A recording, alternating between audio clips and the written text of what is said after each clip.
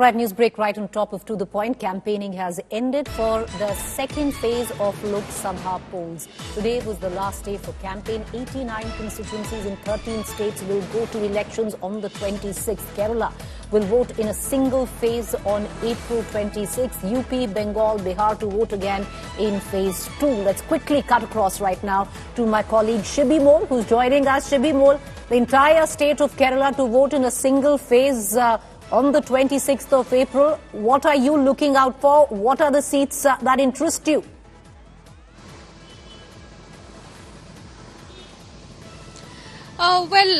Preeti, it's a very important battle as far as all the three parties in Kerala are concerned. As far as the Congress is concerned, in last year's Lok Sabha election, they got 19 out of the Congress-led UDF had got 19 out of 20 seats. So they have to maintain those seats to increase their number at the national level. As far as the CPIM is concerned, they will have to win certain seats. Their last standing bastion is Kerala in India. So they'll have to win few seats from here to retain their national party status for this Lok Sabha election. As far as BJP is concerned, they'll have to open an account in Kerala. They've never won a seat during the Lok Sabha election in Kerala ever. So this time they do have hopes in 2-3 seats, especially Thiruvananthapuram and Thrissur. So there are a few constituencies that we're keenly observing. One is Thiruvananthapuram, of course, the state capital, where it's a tight three-way contest between Shashi Tharoor of the Congress, Rajiv Chandrasekhar of BJP and the CPI's Panyan Ravindran. So it's a tight three-way contest because CPI in the last 2 terms hasn't fielded that strong of a candidate, but this time CPI's candidate is very strong.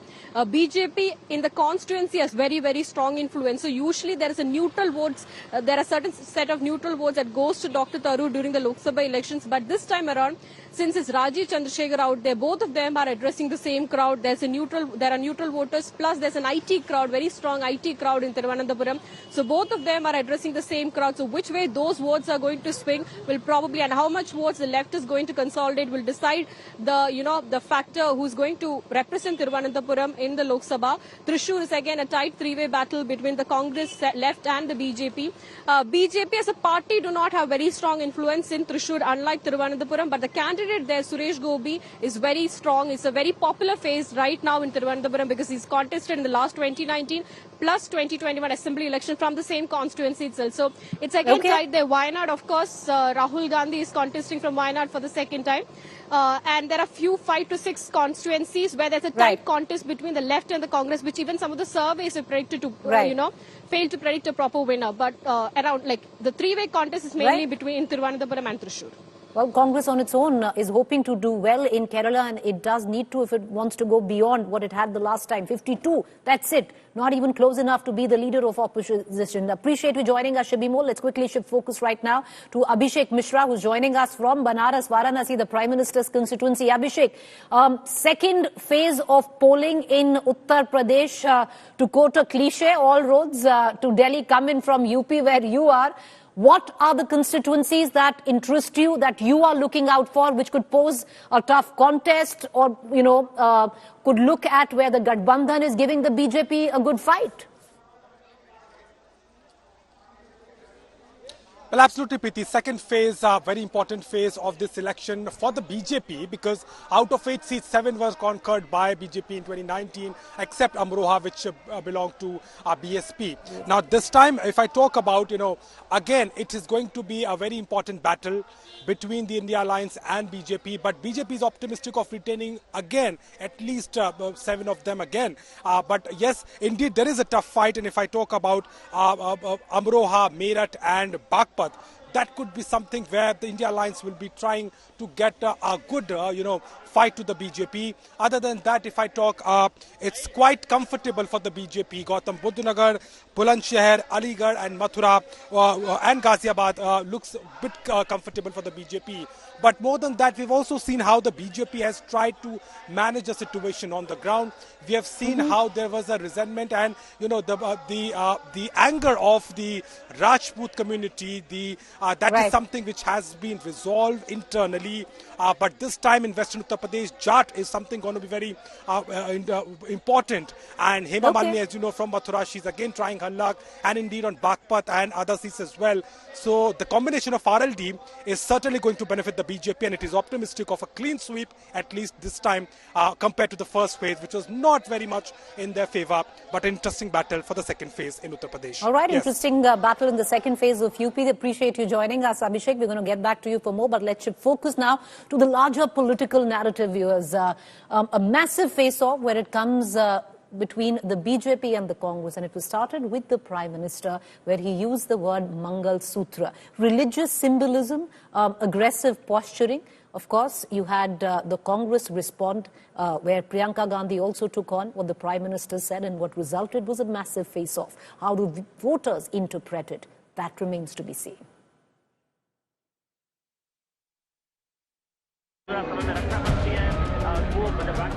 It's open election season and the gloves are off. 102 of 543 seats have voted. First phase is over, and the decibel levels in India's political amphitheatre are deafening. Prime Minister Modi invoking religious symbolism at an election rally in Rajasthan's Banswara. मेरी माता और बहनों की जिंदगी में सोना वो सिर्फ शो करने के लिए नहीं होता है, उसके स्वाभिमान से जुड़ा हुआ है। उसका मंगलसूत्र वो एक सोने का कीमत का मुद्दा नहीं है, उसके जीवन के सपनों से जुड़ा हुआ है। तुम उसे छीनने की बात कर रहे हो अपने मैनिफेस्टो में। Political pitch to mobilize Hindu sentiment, aggressive religious posturing, attacking the Congress, but also tapping into the emotional quotient of the woman vote with the stress on Mangalsutra. हमारी बहनों के पास सोना कितना है उसकी जांच की जाएगी। उसका मंगलसूत्र वो एक सोने का कीमत का मुद्दा नहीं है, उसके जीवन के सपनों से जुड़ा हुआ है। Priyanka Gandhi of the Congress quick to hit back. कैसी कैसी बहकी बहकी बातें पिछले 2 दिनों में अब ये शुरू हुआ है कि कांग्रेस पार्टी चाहती है कि आपके मंगलसूत्र और आपका सोना आपसे छीन ले। 70 सालों से ये देश स्वतंत्र है, 55 सालों के लिए कांग्रेस की सरकार रही है। किसी ने आपसे सोना छीना, आपके मंगलसूत्र छीने। Hoping to steer a narrative that could lead to religious polarization to that of nationalism, on how her grandmother Indira Gandhi donated her own gold during the time of war to the nation.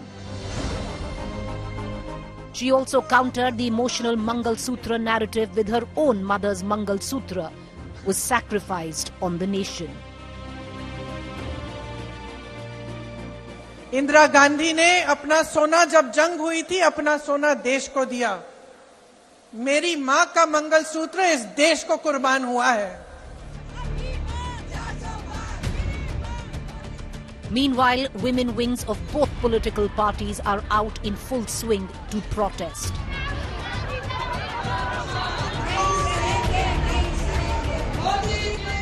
Which political narrative will gain traction with voters, and especially the woman vote? Crucial, unpredictable, the X factor.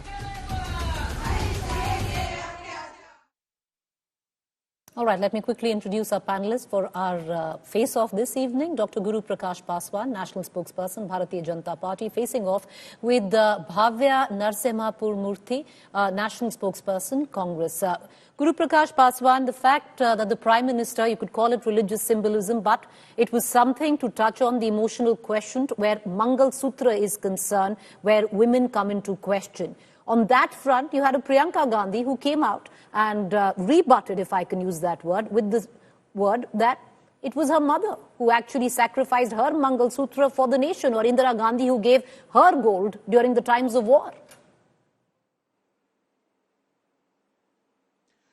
Preeti, a very warm good evening to you and my fellow panelists. I think there is an answer in your question as well.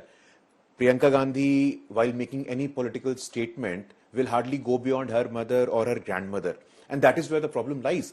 For the Congress party, the definition of Indian woman, the definition of gender justice, and the idea of women empowerment starts from the family and ends in the family. But for Prime Minister Modi, Preeti, we saw how historical women representation in the Indian Parliament and state legislative assemblies, the Nari Shakti Vandan Adhiniyam, was finally passed under the leadership of Prime Minister Modi. This is just beyond my comprehension. For the Congress party, for the first family, always, every time any election is happening, every time a political discourse on women is taking place, Meri maa ne ye kiya, Meri nani ne wo kiya, this is not the idea. The idea is that today, as of 2024, there are 40% more Muslim women going to higher education institution.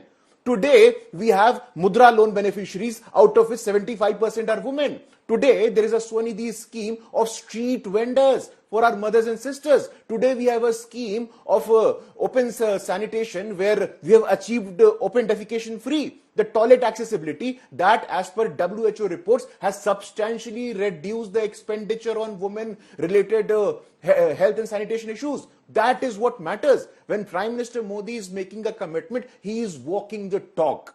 From 2014 to 2024, just look at the sheer number of sex ratio. The sex ratio now has, for the first time in our history, has surpassed 1,000. There are more female as males in our society. So I think when it comes to the Bharatiya Janata Party, when it comes to Prime Minister Modi, we have walked the talk for women empowerment, gender justice, and representation of our women at the right places and the right institutions. All right, Dr. Paswan, I want to bring in Bhavya into this conversation, but I'll ask you, so all of that you detailed, and some of it can be reflected in the numbers of which the women voted for the BJP in 2019. But using the statement in the sense that it has been made, there is a fair amount of fear-mongering in it. Do you think that's fair?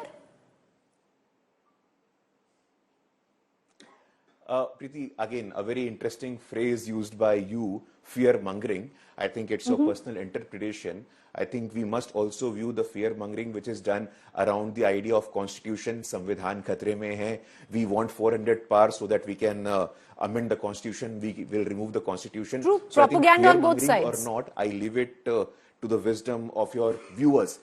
No, I think fear-mongering or propaganda, you are free, you are absolutely independent to use these words. But I think for us, it is a matter of commitment, it is a matter of faith, and not a matter of politics, and absolutely not the matter of family. This is the I'll tell you why I use fear-mongering. I want to bring in front of your viewers.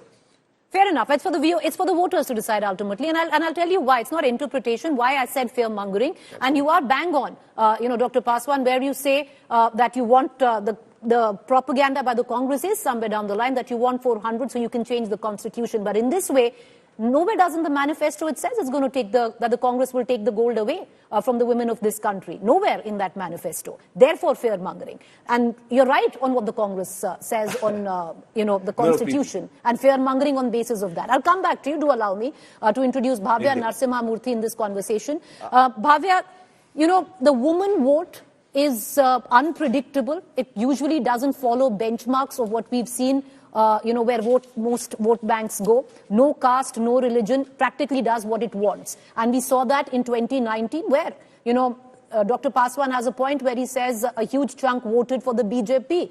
The numbers dictate that. Do you think where it comes down to Mangalsutra, it's emotional, it's religious symbolism, it will track with the woman voter? When it comes to women voters, you said they are not, let me tell you, they're very loyal voters. Women are loyal voters and they're very smart voters as well.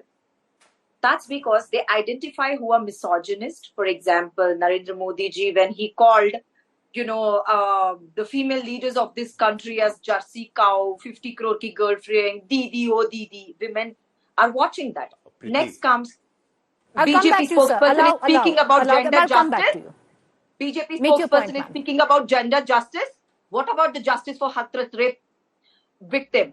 What about the justice for Kathua rape victim? What about those wrestlers who were protesting there? What about those 2 women who were paraded naked in Manipur? Did Modi ever speak about it? What, your own MLA, your own MP are rapists and sexual harassers? Did Narendra Modi speak about it? Okay, let's keep that aside. What we have done for women, you know about Karnataka's guarantees. Most of our guarantees, most of our manifesto, right now, even at the central level, are focused on women. Narendra Modi is scared. He is scared that the women of this country are smarter than he thinks, and then he knows very well what I understand the rhetoric behind what you're saying. And the women I understand, okay, there's rhetoric behind what you're saying, but I'll just come back to a data point. No, 2019. you have to give me more time because you give I me will, more ma'am, time. I'll give you equal time. I will give you equal time, please, and please hear the question out. Please hear the question out. Yeah, please tell. Look at the data point of 2019, where women far outvoted the BJP than the Congress. There's a data figure to it, and we're showing those figures on on our television screen, Bhavya. Post 2019, what happened also matters, right? For the past 55 years, how women have suffered due to price rise in petrol, diesel, LPG, and the violence against women has increased by 30% in the rule of Narendra Modi. Don't you think this matters? In the past 5 years, what has happened to the women of this country is going to reflect this time. Women are making sure, we will make sure that Narendra Modi loses and learns a lesson for all the injustice that him and his political leaders have committed against the women of this country. And to just bring out these rhetorics and, to play with the emotions of women. Women are watching. They know who is with them, who believes in their Dr. financial Paswan, independence, please respond. You wanted who to come believes in their empowerment, and who just wants to play with their emotions. All right. Dr. Mr. Narendra Modi wants to play with emotions. Can I get Dr. Paswan? Congress want to empower them. Preeti, I was patiently listening to the observation of the Congress party, and let me put this on record, let me put this very clearly, that the respect for our women, the respect for them is not a matter of whataboutery. What happened in Karnataka, I'm not going to go there. What happened in Karnataka, we recently saw a daughter of a Congress leader. She was murdered in broad daylight, and a BJP national president has to go and stand with her, stand with the family of the aggrieved. So there is absolutely no point. I can also give you 100 such incidents where Kamal Nath said Tanch Mal, where Digvijay Singh said item girl, where your Shanti Lal Dhariwal has to say ki Rajasthan mardo ka pradesh hai, where your sitting chief minister of Rajasthan Ashok Gehlot has to say ki Rajasthan mein rape hote hain. Can we just don't interrupt, ma'am? Please don't interrupt. I did not speak when you were speaking. Please, can I just get Dr. Paswan? I'll come back to you, ma'am. There's no point talking over each other. No, allow the same courtesy. Dr. Paswan, make your point. No, exactly. I think this is the sheer desperation of the Congress party and their spokesperson. When they are facing the same logic and the same data, they just interrupt. This is not very reflective of democracy. But my simple point, Preeti, that respect for our women folk cannot be a matter of rhetoric. It cannot be a matter of political rhetoric. So what is the status of women in Rajasthan? It is well aware fact. On your show, I challenged the Congress spokesperson. She said that there is 30% increase in women-related atrocities. Which report are you quoting, madam? Why are you doing this fear-mongering, which the word you just used, Preeti? What is your data point? On what basis are you saying? And what NCRB report said, you will be silent on Sandesh Khali. You will be silent on Sandesh Khali. Okay. What is your answer to it? Can I get Please the Congress? Stop this misinformation campaign. Dr. Paswan, What is your data? Can I just get the National Crime Reports Bureau? Please do your homework before attending any debates on women. And don't challenge me on my facts. Please go get your facts straight. All right, we're getting into some news break coming in. Apologies for both our panelists this evening. News break coming in from Amethi and Raebareli, the latest update. As second phase of polling to happen on the 26th of April, when Wayanad goes to polls, the Congress will now look towards Raebareli and Amethi. Nominations for Amethi and Raebareli open up on the 26th of April. There is likelihood that both, and that's big news viewers coming in, likelihood that both Rahul Gandhi and Priyanka Gandhi could contest from Amethi and Raebareli. Now, who will contest from where is the big question. In all probability, what coming in, Rahul Gandhi could be contesting from Amethi and Priyanka Gandhi from Raebareli. However, sources have indicated to India Today that it will only happen, the announcement will happen post the 30th of April. The reason being that both Priyanka Gandhi and Rahul Gandhi will be visiting Ayodhya to take blessings from Ram Lalla before they head to Amethi and Raebareli. There is no official word on this, as Congress leaders are tight-lipped, but highly placed sources have indicated to us. One senior leader indicated nominations could happen back-to-back of both leaders deciding to contest. That leaves 1st to the 3rd of May to file nominations, as latter is the last day for filing nominations. Raebareli and Amethi both will go to polls on the 5th phase of polling. Rahul Gautam breaking this news on the phone line with us. Rahul, you know, there's so much talk about Amethi and Raebareli that now it's got a tad bit boring. But the big takeaway, it seems Priyanka Gandhi could also fight this election. Rahul Gandhi in all probability from Amethi and Priyanka Gandhi from Raebareli. Absolutely, Preeti, this is what sources are indicating to us now, that Rahul Gandhi and Priyanka Gandhi, they both are likely to contest from these two Gandhi bastions. Now, remember, we have reported earlier also that any decision in this regard would be taken after the polling is concluded in Wayanad. So that's 26th of April, and after that, we've been informed that between 26th and 30th April. Rahul Gandhi and Priyanka Gandhi both can visit Ayodhya. Now, this is another, a big development, given the fact that we all know that how BJP has been attacking Congress party, on the issue of Sanatan Dharma and how they've been, siding with forces who are anti-Hindutva. So, in order to, shred that image or to deflect that criticism, what we're learning from our sources, that they both can also visit Ayodhya. Now, this development, as we've been earlier reporting also, is going to charge the cadre in the northern part of the country, because that's the charge that has been coming in from BJP, that now Congress is essentially in the southern part, southern India party. So therefore, now you can say that in likelihood, both Rahul Gandhi and all right, Rahul, appreciate you joining us. Big news break coming in. In all likelihood, it could be Priyanka Gandhi as well as Rahul Gandhi fighting this election from Uttar Pradesh. They will go to Ayodhya, it seems, and only then will a formal announcement be made, which will be post the 30th. 3rd May is the last date for filing of nominations for the 5th phase.